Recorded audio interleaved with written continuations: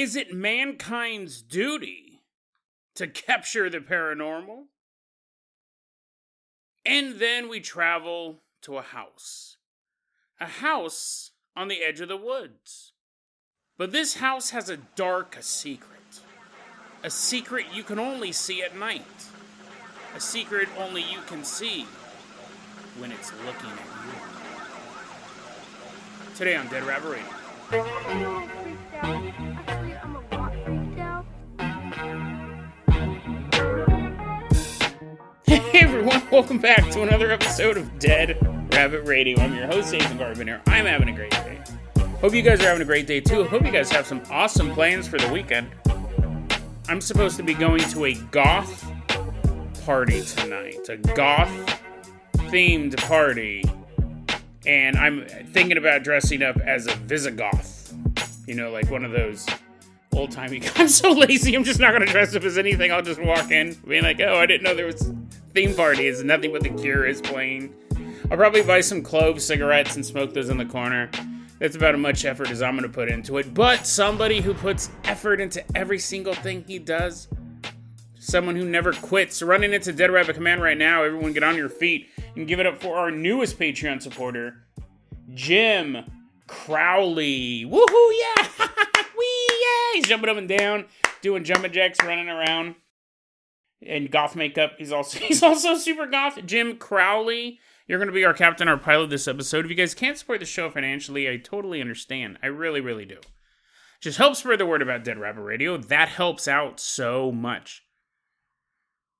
Tell your friends, tell your family, tell everyone you know. Dead Rabbit Radio is your favorite paranormal show. I also want to say, too, I was recently, I'll talk about this more next week, but there is a podcast called Into the Obscure, and they just did an interview with me this week, and it was a lot of fun. It really was. The hour flew by. I wish we had more time to talk. The show's hosted by Jenny, Kara, and friend of Dead Rabbit Radio, Tressa. I've been also on her Asylum podcast. Really fun show, really fun interview. I'll put that episode in the show notes. Lots and lots of fun. So check them out too this weekend, Into the Obscure. There's many more interviews on that podcast. They interviewed a bunch of people. It's a paranormal show too, I guess I should probably say that. You're like, what is it? Do they interview scientists? Paranormal scientists? Jim Crowley. Let's go ahead. I'm going to toss you the hair hang glider. Jump off the highest point of Dead Rabbit Command. We're going to glide all the way out to jolly old England.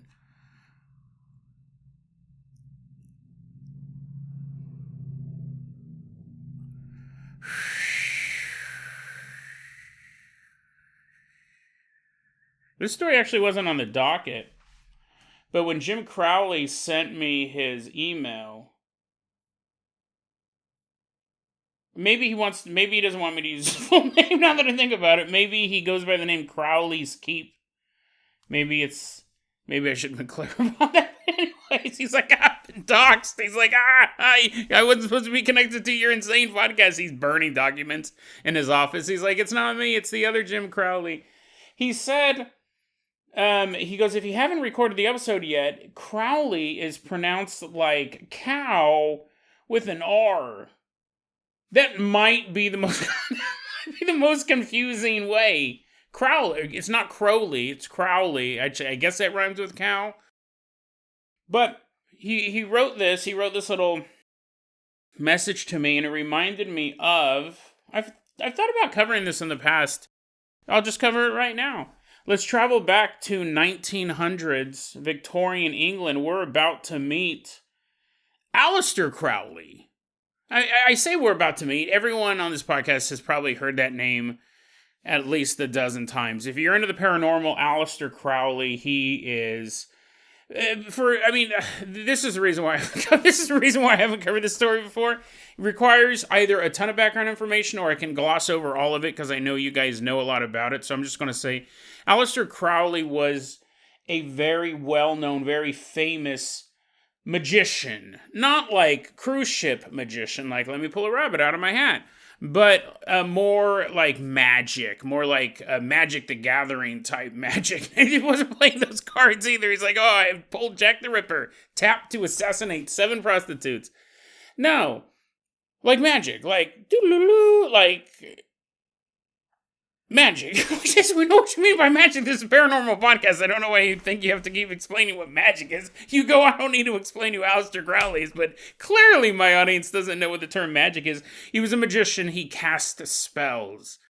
And at this point in the 1900s, this is going to be a quick overview, but I think this story's so funny. In the early 1900s, he was a member of this magical group called the Golden Dawn. He was actually really like deep in with them. And there was a split. We see this all the time in any sort of organization, whether it's like a corporate organization or a cult. Religions do this all the time.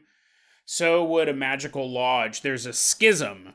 There's always going to be a break between people who want to go one way, people who want to go the other way. So anyways, Crowley was like, this stuff's hella lame, dude.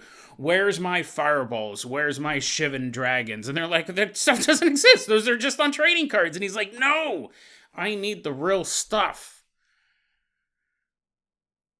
So he decides to break off from the Golden Dawn. But the problem is that at the Golden Dawn headquarters on Blythe Road, we're in England, they had all of these documents. They had like these really cool spells. He's like, what was that? What was that way, that magical way to open a door? Oh no, drats, I've been stopped from stealing them. If only I could get those spells that would allow me to get those spells, I'd be fine. Well, he is like, I'm going to go in there and just take them. So what happened was, apparently he's like, I'm just going to like walk in there with, he had like daggers hidden on him. Because of course, right? He's a magician. He's not going to walk in with like a pistol. That's like a super low class. He's going to walk in with a knife. Like probably one of those curved knives too that magicians use. Magicians use on the cover of fantasy novels as they're killing maidens. He goes to the Golden Dawn headquarters on Blythe Road, and he's like, I'm going to take it. And if they don't just give it to me because I'm Aleister Crowley, I'm going to cast some spells on them. Because I'm a magician. I'm a wizard. And if that doesn't work, I have an assortment of daggers, right? If the spells for some reason don't work, I'll stab my way up to these documents. Well, anyways, so he comes in to this house. I'll put this article in the show notes. I found it on this website called Mental Floss. It was written by Ken Osea Jr. It's pretty funny. He goes into the house. Aleister Crowley goes into the Hermetic Order of the Golden Dawn. That's their full name. And one of the members of this group was this poet named William Butler Yeats. William Butler Yeats. He's like one of the most famous poets of the 20th century. I clearly have heard of him, and not just vaguely familiar with his name. He was one of the 20th century's most renowned poets, and he was also a practicing magic user. That's probably why his poems are so memorable. Because it's like little spells. Maybe, right? Put on your conspiracy cap. William Yeats is standing on the top of the stairs. And a couple other guys. And Aleister Crowley shows up and he's like, just give me the documents. Nobody has to get hurt. And Yeats and the other dudes are like, we're not giving, those are like spells, dude. You're already a lunatic. We've already kicked you out of our group. He's like, I left. It was my decision. Whatever. Doesn't matter. You're not getting these magic spells. So there's a bunch of witnesses to this. Aleister Crowley starts walking up the stairs and going, and he's like casting spells. And so the Golden Dawn at the top of the stairs are like, fight magic with magic, right? By lover's light and Queen of Sheba, here comes a giant zebra. Nothing would happen. I mean, these are just guys chanting at each other. It's not like a zebra actually appeared. Aleister Crowley's like, your magic is real. Your magic's actually real. They're like, ha ha ha. That's what was in those secret documents. They're just yelling curses at each other. And Aleister Crowley's walking up the stairs and he's like, Eye of Newt and Toad of Baby. They're like, what? That's not even a thing. He's like, that's why I need your spells. They're yelling spells at each other. nothing's happening. There's no sparks flying. Snakes aren't turning into people and biting him. Or people turning into snakes and biting him, which would be more effective. It's just like a guy appears in front of you and bites you. You're like, it's okay. I mean, I'll have to watch it later, but better than getting bit by a snake. Anyways, Aleister Crowley's walking up the stairs, and the Golden Dawn is like, throw the fireballs, metaphorical fireballs. Of course, we don't want to burn down this building, and we can't make fireballs shoot out of our fingers yet. From the Lamb of Zeus to the waters of Persephone. Ooh. I can't think of anything that rhymes with Persephone. He's like, and then he's just like, okay, this isn't going to work. So what happened was, it's so funny, Aleister Crowley, all these are all adult men. Listen, I believe in magic. I think it actually works. But I would have loved to just see these two guys. I would have loved to see Aleister Crowley versus a group of guys just yell at each other in spells. Well, anyways, Aleister Crowley is just, because it's not working, right? It's like, imagine if a burglar broke into your house and you're like, I cast the evil eye on you. They're like, okay, you keep looking at me and I'm just going to steal all your stuff. Aleister Crowley keeps walking up the stairs until eventually he gets, like, right up to where William Butler Yeats was and his dudes. And when Aleister Crowley got to the top of the stairs, they just kicked him. They just kicked him hell hard and he fell down the stairs and then left. And apparently, they also called the police. They basically got an old-timey restraining order. It's like written on parchment with a drawing of Aleister Crowley's face. They're like, you can't come here anymore. I mean, they could say, well, that was a spell. We've cast a barrier spell, but really it was a legal order saying, you're not allowed to come back anymore. Plus also getting kicked down the stairs. It's probably going to ruin your reputation. It's kind of hard to say, well, my spells work, as you have like an ice pack on your noggin. Fantastic story. What happens when real life magic meets a couple of feet, right? That I guess that is I guess that's the moral of the story. If you're a magician, don't get within physical striking distance of your enemy. Fascinating story. Jim Crowley. He says he's not related to that. I'll quote him exactly. I'm not related to that big pervert wizard. So there you go. He's clearly taking the side of William Butler Yeats, who coincidentally yeeted Aleister Crowley down the stairs. That's probably how he got that name. His probably name was William Butler before that. Crowley's Keep. Let's go ahead and toss you the keys to the Jason Jalopy. We're going to leave behind old-timey Britain. Drive us all the way out to the Appalachian Mountains. Nice leisurely drive out there. Pretty cool, right? We're going out to the foothills of the Appalachian Mountains. We've done a couple episodes in the Appalachians. Now it's a huge mountain range. It's like, I don't know, big. I don't know exactly how big. I'm trying to think of maps I've seen. I'd probably guesstimate half. You're already shaking your head. You're like, it's not half of anything, Jason. I'd probably say half of the there's a Midwest, isn't there a Mid-East? Like Arkansas and all those states, Arkansas and Louisiana. All those states that are kind of Louisiana South. But you know what I mean? Like, you're not actually on the coast. You're not in the Midwest. It's called the Mid-East, I think. Illinois is up there. Anyways, foothills of the Appalachian Mountains. You look it up on a map. This is the laziest episode. I was like, oh, these two rival magician groups? Boring. I don't want to research that. I just want to watch a guy get kicked down the stairs. Anyways, we're at the foothills of the Appalachian Mountains, somewhere in the Mid-East of the United States. We're about to meet this young woman. We'll call her Tracy. She's 17 years old, it's nighttime, and she's at a bonfire party. People are like, throw some more sticks on there, Bruce. I got it, Joey. Yeah. Woohoo! Watch it burn. Watch it burn. They're having a big bonfire, and Tracy's kind of sitting there, inhaling all this smoke, and her friend, who she is the designated driver for, Clint, He's like, I think it's time to leave.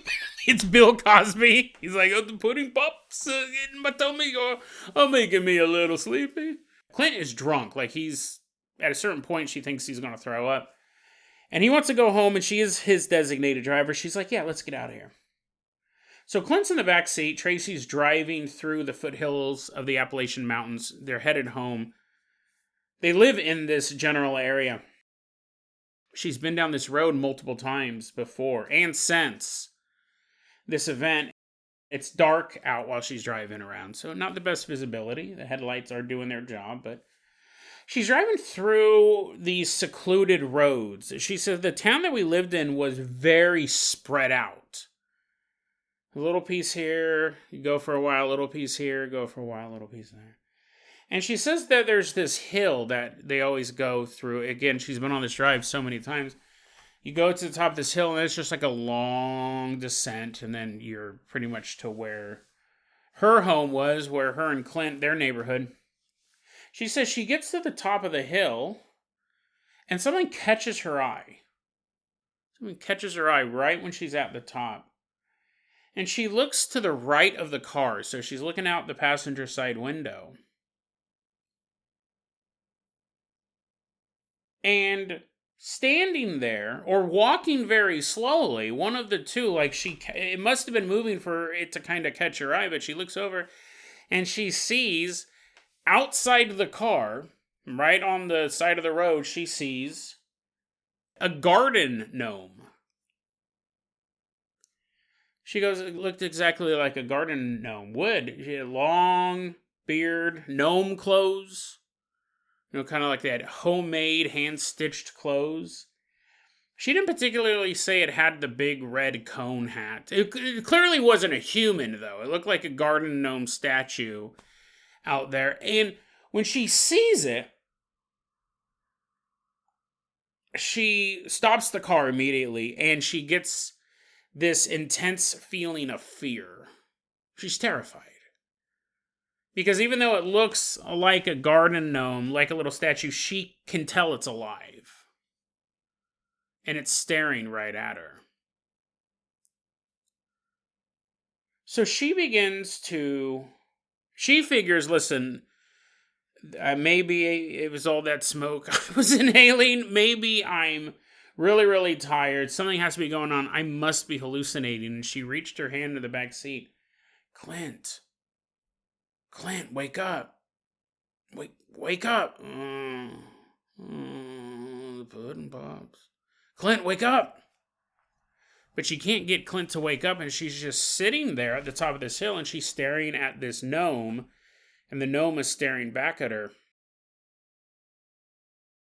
So she starts to just drive away. She's driving along the road, and the gnome is now walking as fast as the car is driving. Right alongside the car. Not trying to get in, not chasing the car per se, but walking alongside the car as she's driving. And she speeds up. And the gnome's walking a little bit faster, but still keeping pace with the car. And now she's speeding away. Or trying to. Because no matter how fast she goes, that gnome can keep up with the car. It's just running next to it. She's not gaining an inch on this thing. And she said it happened the other way as well. When I slowed down, he slowed down. And in an interesting bit of insight with this paranormal story, I thought it was interesting. She said, yeah, I don't know why I slowed down either. Like when she looks back on it, she goes, why? She goes, I felt threatened by this thing. But at the same time, I slowed down the car, and I don't know why I did that. I have a couple theories, and we'll get to those in the end, but she will then speed the car up again, and the gnome starts running. Like, she cannot shake this gnome. He's outside the car the entire time. And at this point now, she's going down the hill towards their house. And as she's coming down the hill, Clint starts to kind of move around in the back seat. And he has to throw up. He has to throw up or get some fresh air or both.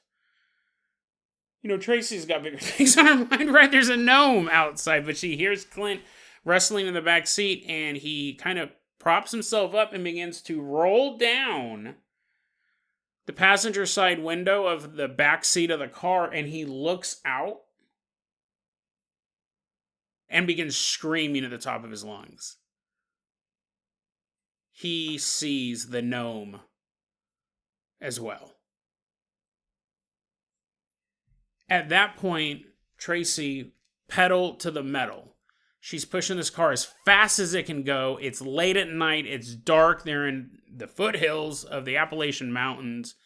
She's driving down this hill as fast as she can, and that gnome is keeping pace. It is running 60, 70 miles an hour now. Until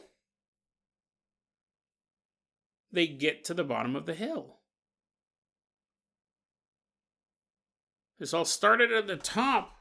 They're driving along this path, and then they start to go down, and she said, when we got down to the bottom of the hill, the gnome jumped into the bushes. A boing. She didn't say there was a sound effect, but I'm assuming there was. And her and Clint get home okay. A little rattled, right? A little startled to see a gnome. She goes, listen, I've been on that road 1,000 times before and since, and never seen anything like that. Probably would have stopped taking the road at some point if I knew it was a gnome road. She said both me and Clint saw it. She posted this online as Baylor Grays. But she goes, you know, me and my friend saw it. I don't know exactly what it is. I mean, I do know exactly what it was. It was a gnome, and there's nothing else it could have been. It looked exactly like a gnome. What was interesting, though, we've covered other stories from the Appalachian area. One of them did involve gnomes. I think it was either a gnome or some other small creature that, like fairy tale creature, that had killed a winged fairy. Like your little girl's fairy got sniped by a garden gnome or a trollish type creature. I'll try to put the other Appalachian episodes in the show notes. And what's interesting is in all those other episodes, someone would experience something, they'd go back home, and one of the relatives would be like, yup, that's what it's like living up here. Pretty common, like that was a common theme. And this one, she goes, I went and talked to my grandma. She'd been in the area a long time. She's a grandma. She go, Grandma, the other day I was driving home, saw a gnome. Her grandma's like, what? What are you talking about? Yeah, I saw a gnome. You've never seen a gnome out here? Grandma's like, nope. That's insane. She goes, my grandma, she's seen weird stuff in the woods, but she'd never seen a gnome. So that's interesting because normally the stories are like, I told you, Billy, not to go out into the woods. I told you to watch out for those little creatures. And this one, the grandma's like, I have no idea. I mean, obviously the grandma knows what she's talking about. Everyone's seen a gnome, but the grandma, like a gnome on TV or a gnome in someone's garden, and I wanted to say, it's a fascinating story. Two things. One, I think the reason why she slowed down was because even though she was scared, the brain is trying to process something that shouldn't exist. And it's the same way when, I think I edited this out of yesterday's episode because it went on a little long, but the other day I thought I saw, maybe I did talk about it, but I'm pretty sure I cut it out. Just the other day I was in my bathroom, I was washing my hands. Do other people look down when they wash their hands? Or like, do people stare at themselves in the mirror as they wash their hands? I always like look down while I wash my hands. And now that I think about it, that doesn't make sense because it's not like I'm like actually looking for mud on my hands to clean off. Washing your hands is almost kind of like symbolic. Like I just put soap everywhere on my hands. Like I don't get the back of my hands dirty, but I still wash them. And I look down at my hands and I wash them, and then I look up at myself in the mirror. Does everybody do this? Is this just a weird Jason thing? I look at my hands as I'm washing them, and then I look up in the mirror and I look at myself, and I'm like, yep, I've not Mandela effect into a different person in the 30 seconds it took me to wash my hands, and then I'll dry my hands off. I do it all the time. I do it like that all the time. I also have this weird ritual. I don't know if it's a ritual, but when I take a shower, I soapy myself up, right? I get on myself all soapy. And then I rinse it off. And then I wash my hair. And I thought about it. I go, why don't I get all soapy and then put all the shampoo in my hair and then just rinse myself off all at once? Like, that's kind of a waste of time to wash my body off and be like, not a speck of suds on this delectable body. Good job, Jason. And then to cover my head in shampoo and being like, I forgot this part. It's weird. But anyway, so the other night, it was just, I think it was last night or the night before, I was washing my hands and I looked up and I thought I saw a man in the mirror. It wasn't Michael Jackson. It wasn't I wish. I love Michael Jackson. But anyways, I probably wouldn't want him standing behind me in a bathroom. To be fair, I do love Michael Jackson. That might be a little too much for me.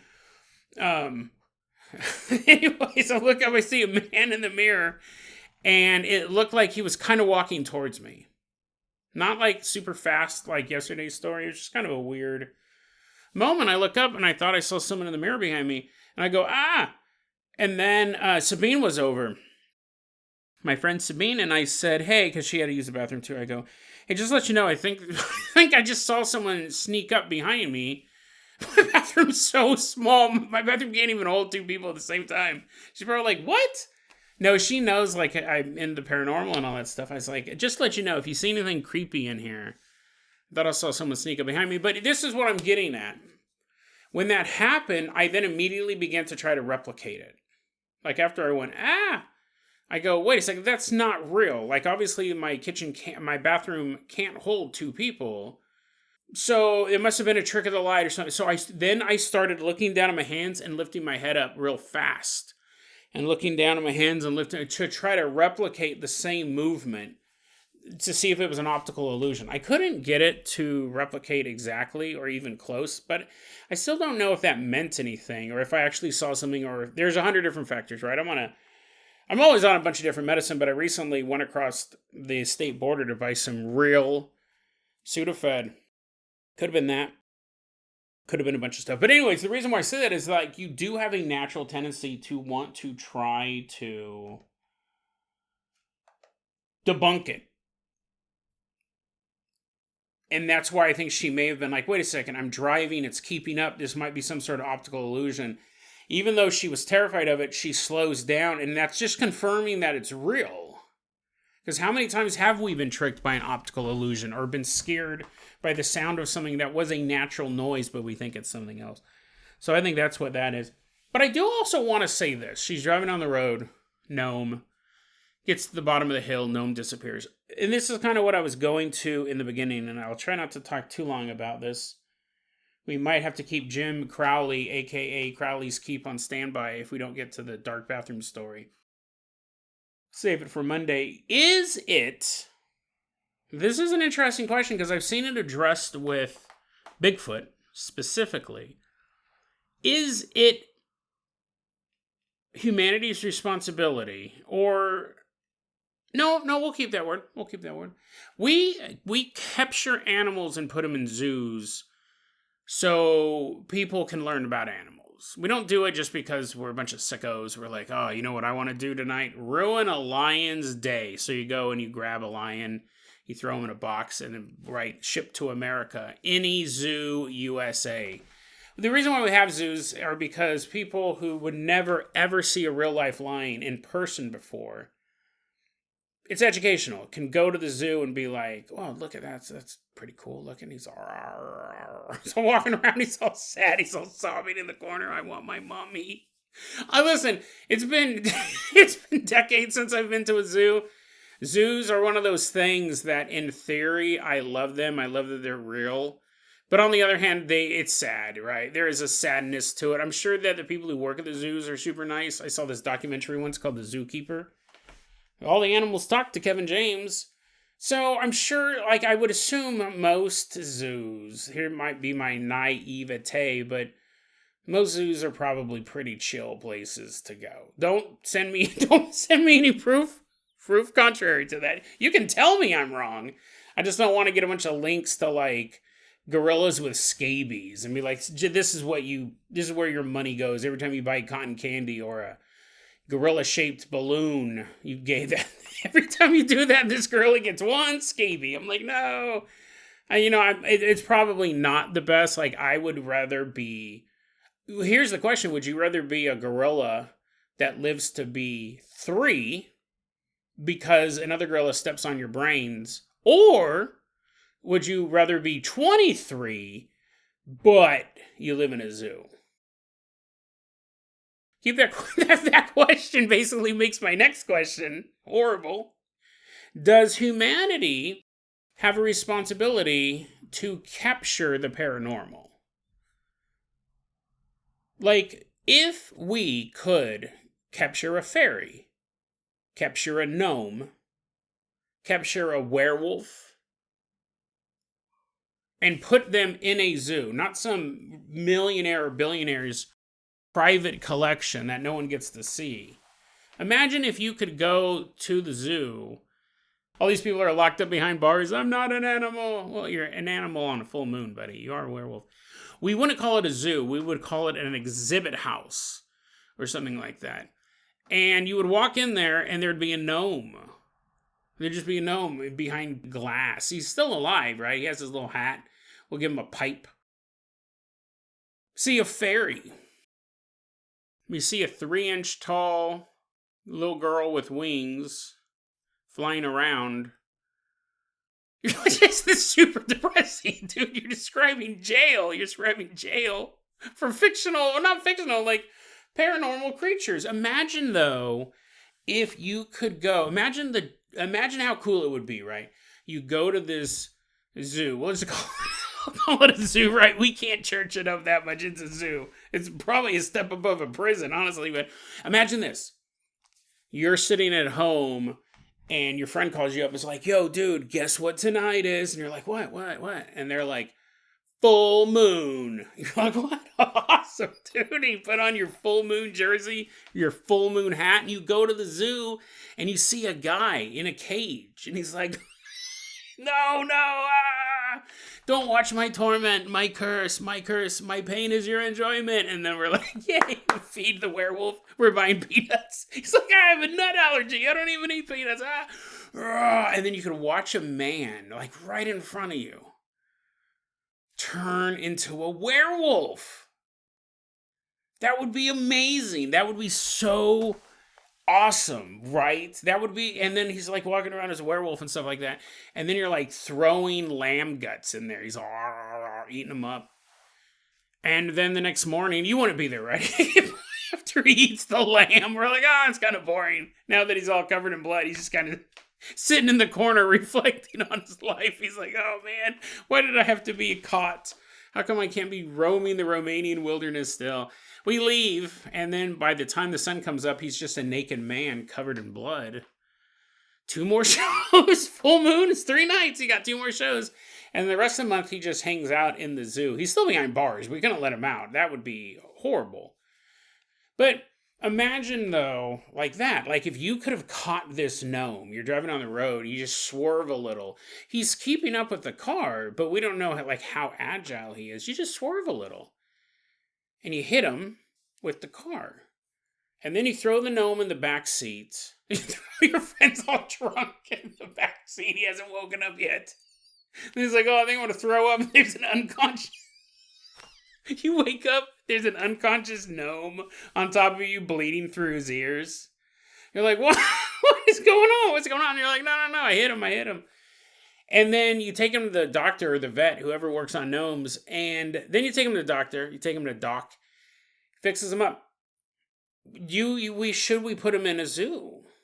I don't think it's that bad, and I think it would be, here's the thing, listen, you could say it's cruel and inhumane, you could say it's evil, monstrous, complete and utter lack of empathy, all of those. But that's true, probably would be a lot of those, but it would also be very awesome, and it would be a huge learning experience, right? Then when people go, imagine if your kid said, is the boogeyman real? And instead of lying to him and saying no, you would say, yes, the boogeyman is real, young man, but luckily he's locked up at the zoo. Let's go see him. And then you go to the zoo and you go to the boogeyman exhibit. And it's like this giant closet behind glass. Everything has to be behind glass because these things are extremely dangerous. These things will kill you. The gnome can run as fast as a car. Like, you cannot escape this guy. She's lucky she ran him over. It's this giant closet, and then, like, you stand outside and the door opens up and the boogeyman comes out. Like, how amazing would that be? To know that all this stuff's real. It's funny because a lot of times on the show I say, I don't care if other people believe in the paranormal. That's not my job. That's not even one of my goals, is to get other people to believe in it. I believe in it. I don't believe in all of it, but I believe in certain parts of it.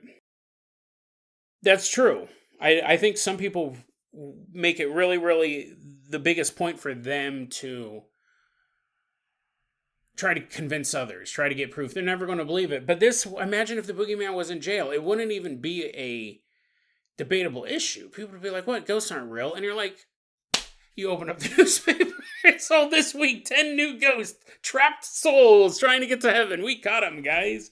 It's these picture of these sad people just kind of floating around. It's like a circus. You go to the circus and you ghost clowns and like ghost gorillas, a ghost trapeze artist. She's just floating there. That's not super impressive. We're like, whoa, if she slips, she's just going to float away. That's not a big thing. But then you wouldn't know. And you would be able to study them too. You would have scientists being like, we want to create this drug that'll cure cancer. What if we gave cancer to a werewolf? And when he turns into a werewolf, will the dog have cancer? The guy's like, please, no. It was bad enough when you're throwing peanuts at me. No, don't give me cancer. They're like, you're in the zoo. You don't have a lot of rights. And you could find that out, right? Because if wolves have a healing ability, you figure it might be able to cure cancer. Gnomes, what diseases could they possibly cure? Like, you could probably take a gnome to a laboratory and say, ladies and gentlemen, what can we possibly do to this tiny body that could help modern science? Maybe they could at least help us run faster, right? We can figure out how those knees work, how those tiny little knees work. Do all sorts of great things. Now, again, I'm not saying that we should murder these animals. I'm not saying we should... That's a Freudian slip. See, you know what's funny is I'm talking about this, and I'm going to be completely honest.